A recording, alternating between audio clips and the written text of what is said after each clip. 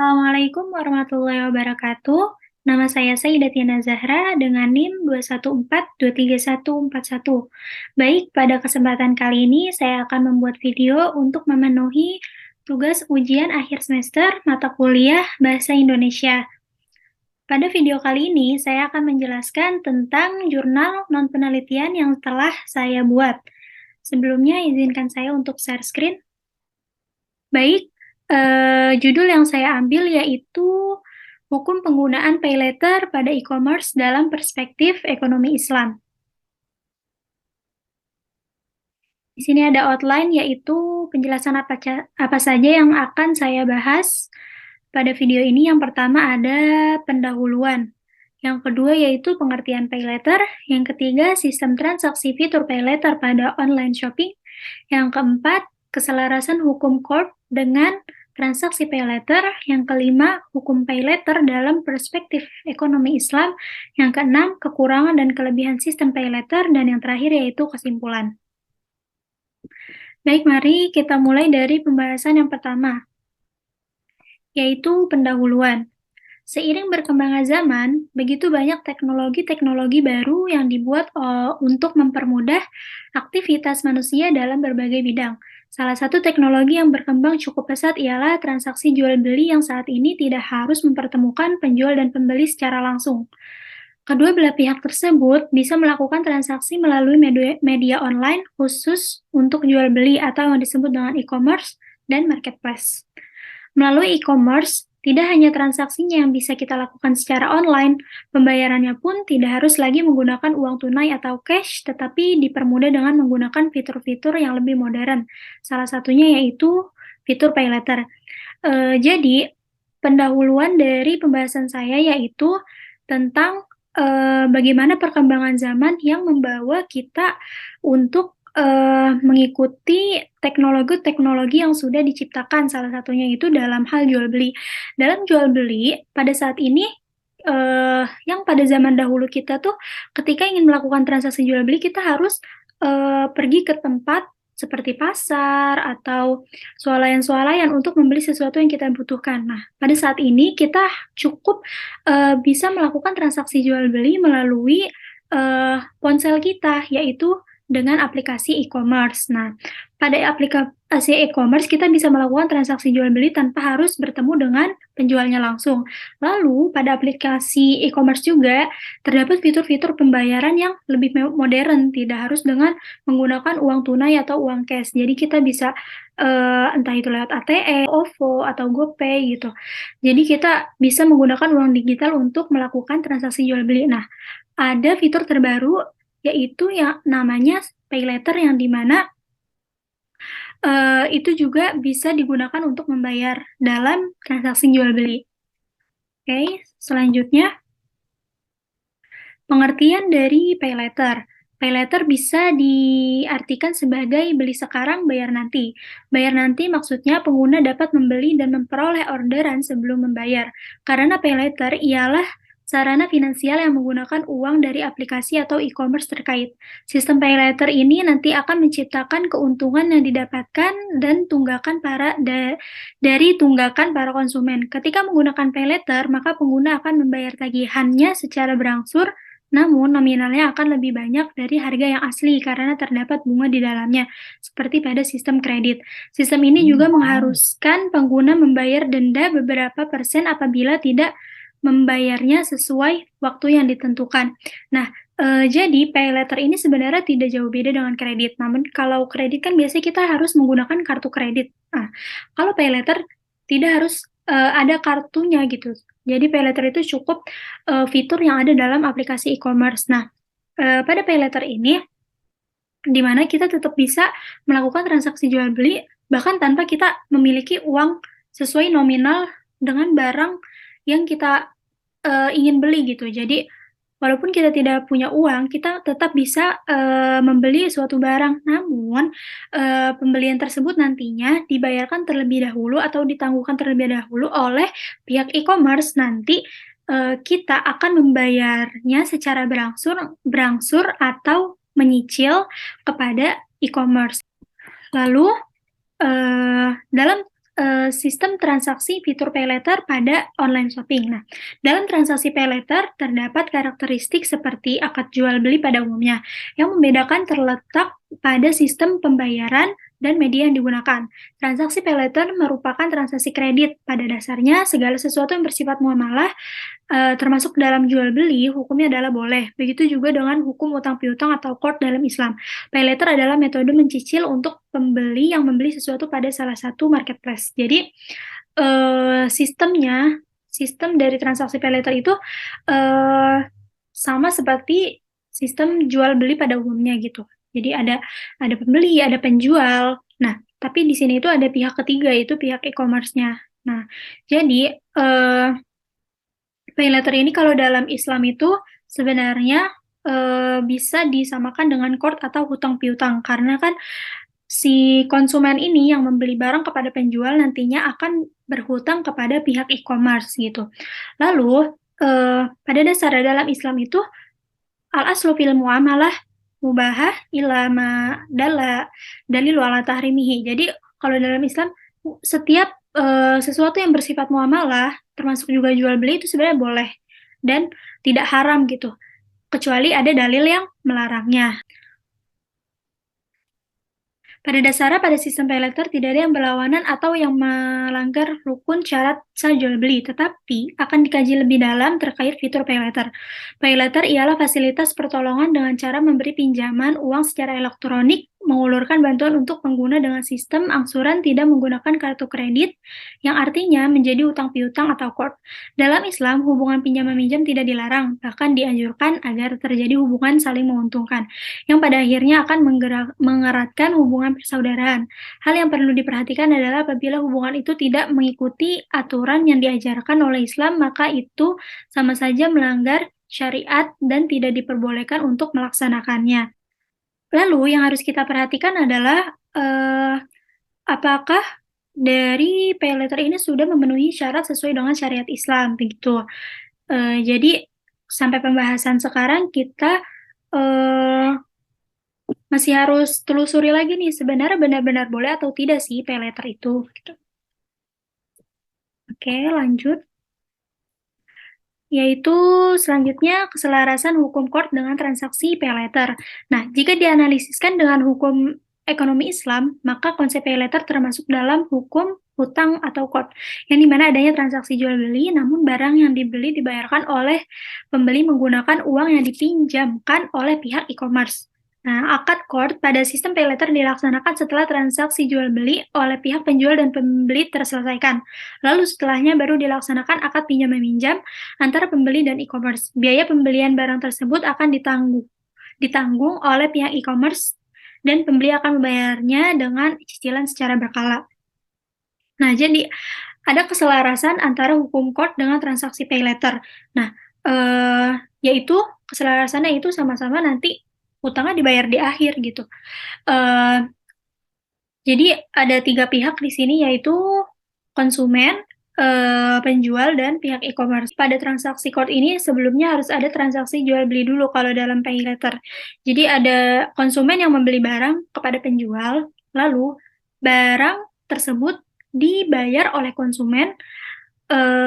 Pastikan kalau misalnya membeli dalam e-commerce itu harus deal dulu gitu, kita check out. Nah, nanti di check out itu kita menggunakan sistem pembayaran pay later. Nah, disitulah juga terjadi kita meminjam uang kepada e-commerce gitu. Nah, jadi ada 2 transaksi dalam pay later. Jadi ada 2 transaksi dalam jual beli tersebut, yaitu ya transaksi jual beli dan pinjam meminjam gitu. Nah, setelah selesai, maka penjual tidak memiliki tanggungan apa-apa karena urusan si penjual dengan si pembeli sudah selesai gitu. Barangnya sudah dibayarkan oleh pihak e-commerce, lalu barang juga nanti diserahkan kepada pembeli, sehingga di situ peran penjual sudah selesai gitu. Lalu nanti tinggal peran dari pembeli atau konsumen dan pihak e-commerce, di mana uang yang digunakan untuk membeli barang tadi itu harus dikembalikan oleh konsumen atau pembeli kepada pihak e-commerce dengan syarat-syarat tertentu.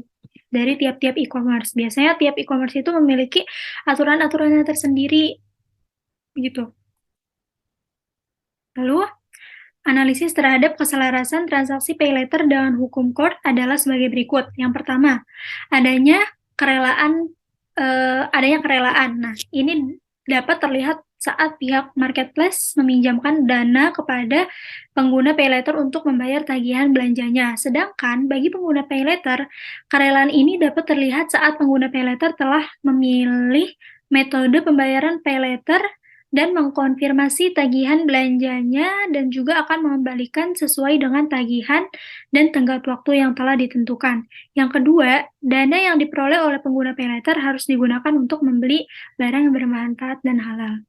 Nah, jika dianalisis keselarasan dari transaksi pay later dan code ini, yang pertama itu harus ada kerelaan satu sama lain, di mana pihak e-commerce bisa kita lihat kerelaannya dari mana ya, dia meminjamkan uangnya kepada pembeli gitu. Di situ berarti dia sudah rela untuk meminjamkan gitu. Nah, dari pihak pembeli bagaimana kerelaannya ya, dia menggunakan fitur pay later. Kan tidak mungkin seseorang menggunakan fitur pay later tanpa sadar gitu. Sedangkan dalam mengaktifkan fitur pay later aja terdapat syarat-syarat tertentu. Biasanya tuh kita harus mendaftar menggunakan KTP gitu. Jadi kan jelas-jelas pembeli melakukan hal tersebut secara sadar dan itu berarti sama saja dia sudah rela dengan aturan-aturan dibuat oleh e-commerce yang harus dipenuhi untuk menggunakan fitur pay later tersebut. Yang kedua, dana yang digunakan itu harus untuk membeli barang yang bermanfaat dan halal. Lalu ada hukum pay later dalam perspektif ekonomi Islam. Dalam perspektif ekonomi Islam, sistem pay later ini bisa masuk ke dalam dua hukum menurut pandangan ulama, yaitu yang pertama, dibolehkan atau mubah. Karena ketika sedang melakukan pelaksanaan akad itu dilakukan secara jelas dan terbuka, yaitu dengan disertakan bukti kontrak perjanjian antara penjual dan pembeli. Pada saat melaksanakan kegiatan ijab dan kabul juga tambahan harga ketika transaksi kredit dilakukan dan pay later dianggap sebagai harga penangguhan. Nah, kenapa ada ulama yang membolehkan? Karena seperti yang sudah saya jelaskan sebelumnya, karena ketika melakukan transaksi pay later, maka itu sudah dalam persyaratan dan perjanjian gitu, di mana dua-duanya antarodin, kedua belah pihak sama-sama rela gitu, rela untuk melakukan transaksi tersebut, entah itu dari pihak pengguna atau pembelinya, dia harusnya sudah bisa berpikir apakah ini akan merugikan, apakah dia sanggup atau tidak, seperti itu. Jadi ini dibolehkan asalkan kedua belah pihak itu sama-sama melakukan kontrak perjanjian gitu. Tidak ada keterpaksaan antara satu pihak atau merugikan satu pihak gitu. Lalu pendapat kedua yaitu diharamkan terjadinya tambahan harga dalam praktik transaksi yang berarti terdapat riba dalam transaksi tersebut. Dalam Islam, hukum riba sudah jelas diharamkan karena riba merupakan penambahan biaya yang disyaratkan dan diterima pemberi pinjaman sebagai imbalan dan dari peminjam utang. Nah, sebagian ulama lagi mengharamkan karena bisa terjadi terdapat indikasi-indikasi riba di dalam sistem pay later tersebut, di mana ketika kita menggunakan sistem pay later, maka misal kita membeli barang dengan harga 10 juta rupiah. Nah, ketika kita mengangsur biaya kepada e-commerce nanti secara bertahap, biasanya per bulan. Nah, jika kita kalkulasikan, kita hitung semua yang kita bayarkan kepada pihak e-commerce, nominalnya tidak akan 10 juta, itu pasti akan ada lebihnya. Nah, itulah yang yang ulama katakan itu adalah riba gitu, karena terdapat lebih. Sedangkan hutang piutang dalam Islam itu pembayarannya itu harus sesuai. Jika minjem 10 juta, ya bayarnya harus 10 juta gitu. Nggak boleh ada kelebihan-kelebihan karena itu termasuk riba. Lalu riba yang kedua itu ketika adanya keterlambatan pengguna dalam membayar angsuran. Nah, biasanya di pihak e-commerce itu melakukan perjanjian di mana kalau terlambat akan ada sanksi atau denda gitu. Jadi ada beberapa persen denda yang harus dibayarkan oleh pembeli kepada e-commerce. Nah, di situ juga jelas-jelas terdapat riba gitu. Dan seperti yang kita ketahui, ya riba itu berarti haram dan tidak ada hal-hal yang bisa membenarkan riba gitu. Karena riba sendiri dalam Al-Quran sudah diharamkan gitu. Lalu di sini ada kelebihan sistem pay later. Yang pertama bisa digunakan bagi yang tidak memiliki kartu kredit. Solusi dalam keadaan terdesak, sistem pay later resmi dan tidak mengandung unsur penipuan selagi e-commerce yang digunakan terpercaya. Proses peminjaman yang lebih mudah dan praktis. Tidak ada potongan biaya administrasi. Pada beberapa e-commerce, pengguna pay later mendapatkan beberapa tawaran promo khusus. Dibanding dengan aplikasi pinjaman online dan sebagainya, bunga pada sistem pay later tergolong lebih rendah. Namun, hal ini kembali pada aturan e-commerce masing-masing. Tanggal jatuh tempo bisa ditentukan oleh pengguna. Pada lembaga kredit, biasanya menerapkan sistem jatuh tempo tunggal dan berlaku menyeluruh dan tidak ada hak nasabah untuk memilih tanggal jatuh tempo sendiri. Pada sebagian konsumen, hal tersebut bisa memberatkan karena belum tentu kondisi keuangan konsumen telah cukup untuk melunasi cicilan kredit di waktu tersebut. Uh, Maka dari itulah kelebihan sistem pay later ini di mana konsumen diberikan sedikit keleluasaan. Setelah berhasil melakukan aktivasi, pengguna kemudian diperbolehkan memilih tanggal jatuh temponya sendiri. Lalu ada kekurangan dari sistem pay later. Yang pertama, uang yang dipinjamkan tidak dapat dicairkan. Memiliki limit pinjaman, penggunaan akan dikenakan denda apabila terlambat membayar cicilan pay later. Jangka waktu cicilan yang cukup pendek bagi pengguna tertentu memicu perilaku impulsif pada konsumen, resiko keamanan pada data pribadi dapat memicu perilaku konsumtif yang berlebihan. Sedangkan dalam Islam, perbuatan isyraf atau berlebihan itu dilarang. Jika konsumen merasakan adanya kerugian, maka hal tersebut akan memicu kepada unsur riba yang diharamkan dalam Islam.